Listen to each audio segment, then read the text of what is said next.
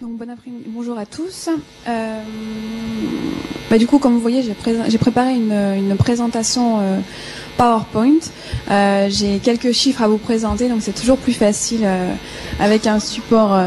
informatique. Et puis je me suis dit aussi qu'après le déjeuner, ça pouvait peut-être vous aider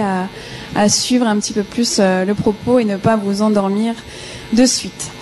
Donc je commence par quelques chiffres juste pour vous rappeler que pourquoi on se pose cette question de quelles sont les difficultés au sein du système de santé à gérer, à mettre en place la PTME, quelles sont les barrières à la mise en œuvre de la PTME, pour vous rappeler que d'après les dernières estimations de l'ONU-SIDA en 2012, donc là en l'occurrence en 2011, plus de 300 000 nouvelles infections pédiatriques estimées. Et donc quelques chiffres sur l'efficacité, l'acceptabilité, la mise en œuvre de la PTME dans les pays à ressources moyennes et limitées, avec moins d'un tiers selon les pays, enfin les chiffres varient grandement selon les pays, mais moins d'un tiers des femmes enceintes qui sont testées pour le VIH pendant leur grossesse. Et parmi les femmes qui sont identifiées comme infectées par le VIH, moins de la moitié qui reçoivent une prophylaxie ou un traitement antirétroviral pour la prévention de la transmission mère-enfant. Donc au cours des 10-15 dernières années, beaucoup de recherches opérationnelles conduites sur quelles sont les barrières à cette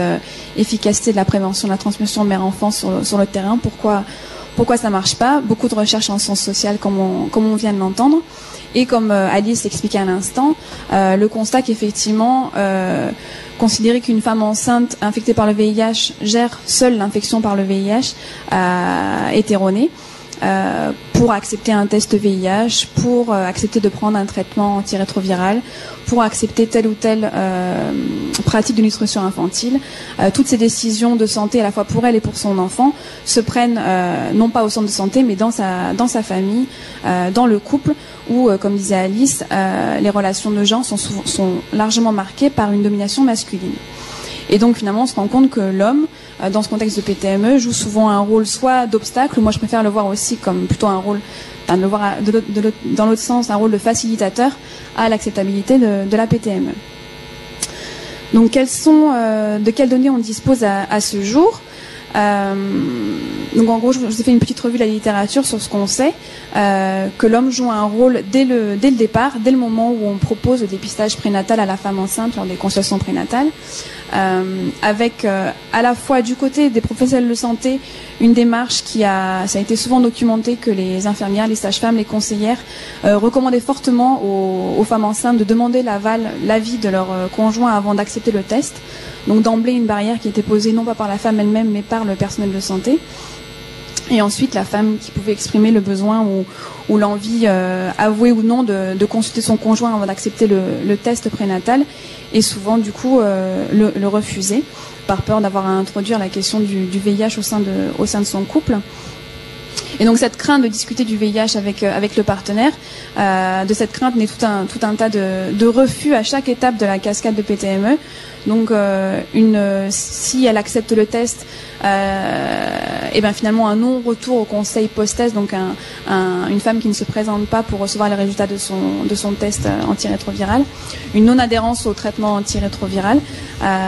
qui est compliqué à prendre si on doit le faire seul sans soutien du partenaire, et puis de la même façon des difficultés à adhérer à une pratique de nutrition infantile qu'elle aura décidé pour réduire le risque de transmission à son enfant. Or, les données dont on dispose à ce jour montrent que, je mets entre guillemets l'implication des hommes, parce que je vous en parlerai un petit peu plus sur ce que ça veut dire, enfin,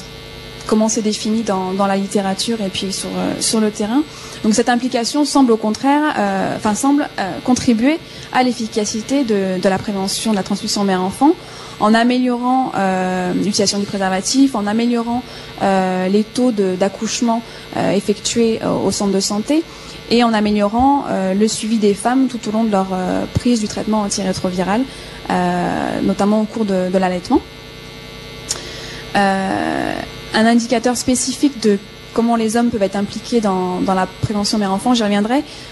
sont le fait que les hommes soient eux-mêmes testés et conseillés pour le VIH lors de la grossesse de leur femme. Et donc ce conseil et dépistage du partenaire a été démontré avoir des effets bénéfiques sur la prise du traitement antirétroviral lors de la grossesse pour la femme. Et une étude qui a été publiée dans JADES en 2011 nous a montré que le risque de transmission mère-enfant était réduit, ainsi que le risque de mortalité infantile, lorsque les hommes étaient conseillés et testés pour le VIH en même temps que leurs partenaires féminines.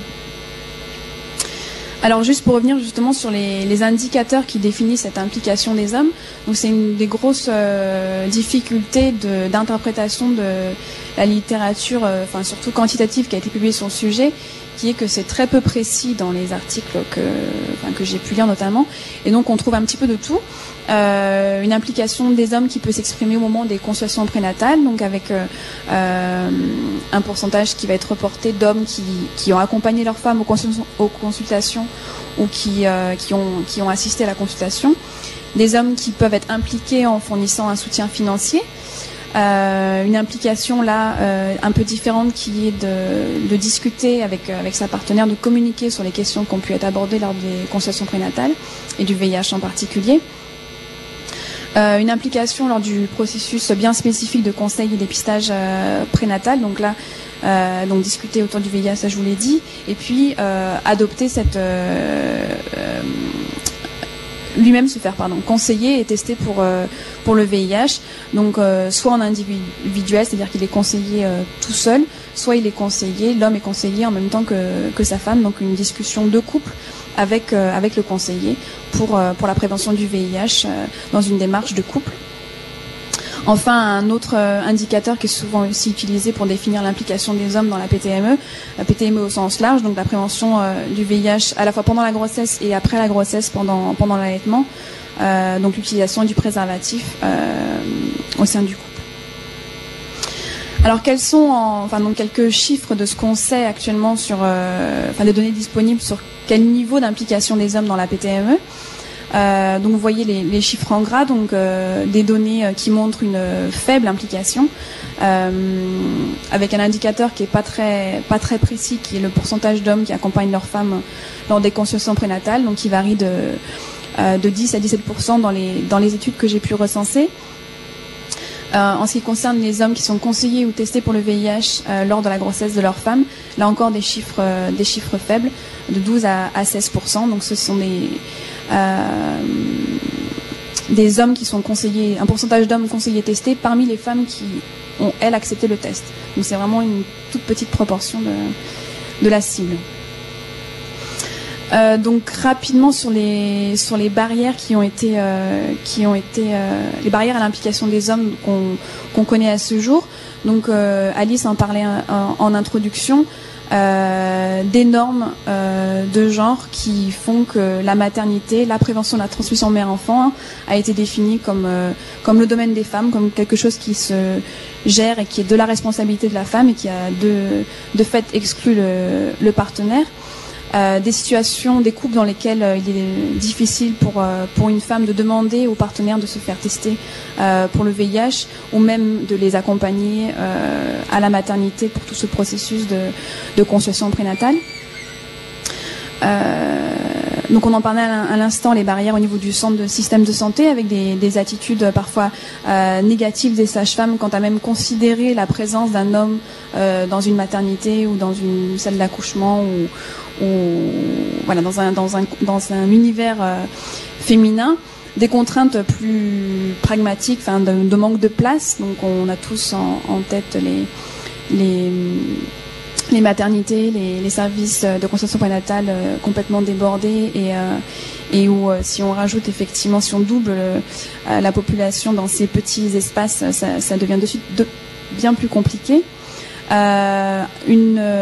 J'appelle ça une excuse qui est souvent, ou une raison qui est souvent donnée pour un manque d'implication des hommes, qui est que le fait que les consultations prénatales ont des horaires souvent de consultation le matin qui sont pas adaptés à effectivement une vie active, donc pour des hommes qui ont des professions ne peuvent pas suivre les consultations prénatales avec leurs femmes. Et puis toutes ces questions sur le VIH en tant que tel, donc pas la PTME spécifique, mais le VIH, la peur du VIH, de la stigmatisation, la discrimination qui est pas spécifique aux hommes, mais qui se ressent dans ce domaine-là aussi. Ah oui, donc là, je voulais vous montrer, ces questions-là sont abordées dans un rapport qui a été publié récemment par l'OMS, qui a été publié à la fois en français et en anglais, qui est très intéressant. Donc j'ai découvert vraiment par hasard il y a quelques jours quand je préparais cette présentation, et donc il recense bien les différentes, le côté historique de comment s'est construit la PTME en excluant les hommes, les barrières à l'implication des hommes, et différentes interventions qui ont pu être testées pour essayer de pallier à l'absence des hommes dans la PTME. Donc je vous en présente certaines. Certaines interventions qui ont été recommandées, discutées, d'autres qui ont été évaluées de façon scientifique. Donc une première intervention, si je puis dire, mais qui est vraiment une intervention de base et qui pourrait s'appliquer à pas qu'à la PTME, mais à l'implication des hommes dans la santé reproductive en général, et replacer l'homme au centre, qu'il retrouve sa place dans ces questions-là. Donc qui est de promouvoir la place de l'homme au sein de la santé reproductive, en mobilisant des figures clés dans la communauté qui peuvent jouer le rôle d'exemple. Donc au niveau du système de santé, donc tout un tas d'interventions, d'adaptations du système de santé qui ont été proposées pour essayer de faciliter la présence des hommes dans des consultations prénatales. Donc étendre les horaires des consultations, avec ouvrir les consultations en soirée, le week-end. Donc je vous fais un peu un recensement en fait de tout ce qui a été suggéré dans la littérature, un peu une shopping list, à vous de piocher et de me dire ce que vous pensez de tout ça. Peut-être de recruter davantage d'infirmiers et de sages-femmes masculins afin de masculiniser un petit peu les consultations prénatales et de rendre leur présence, on va dire, un peu moins visible et plus évidente. Former le personnel féminin aux consultations de couple, parce que c'est une chose complètement différente que dispenser une consultation que pour la femme enceinte. Créer à partir d'hommes qui sont mobilisés, qui sont convaincus de la nécessité et des bénéfices de leur implication au cours de la grossesse de leur femme et de la PTME. Donc créer des groupes de soutien, de discussion pour continuer cette mobilisation, cette information. Et puis on parlait d'intégration tout à l'heure, intégrer la prévention mère-enfant à la prise en charge VIH pour la famille, donc à la fois pour l'enfant, pour le partenaire. En termes d'information et de sensibilisation, beaucoup de recommandations ont été faites pour essayer de cibler, de dispenser des messages à des moments clés et dans des lieux où on est susceptible de pouvoir toucher le maximum d'hommes. Des terrains de sport, des bars. Donc ce sont des recommandations qui n'ont pas été testées et évaluées. Donc à la différence de cette autre stratégie dont on a pas mal entendu parler ces dernières années et qui a fait l'objet de plusieurs publications, qui est d'inviter formellement le système de santé, l'infirmière, la sage-femme invite formellement l'homme à venir en consultation prénatale avec sa femme. Donc avec des effets mitigés suivant la teneur de la lettre. Donc un essai randomisé conduit en Ouganda a montré qu'une simple lettre assez vague, invitant juste le partenaire à venir se présenter avec sa femme, n'avait pas d'impact sur le pourcentage d'hommes qui venaient en consultation prénatale, et encore moins sur le pourcentage d'hommes qui acceptaient d'être conseillés et testés pendant les consultations. Du coup, une discussion sur quelle devrait être la teneur de ces messages, de ces lettres d'invitation, et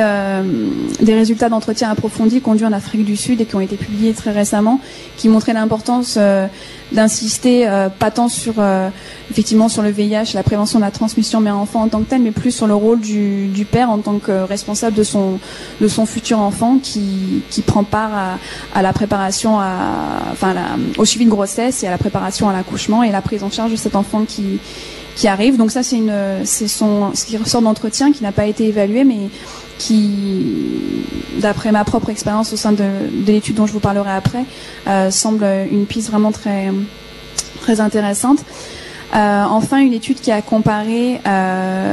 donc le principe de lettre d'invitation avec des visites à domicile où des agents de société communautaire venaient faire du porte-à-porte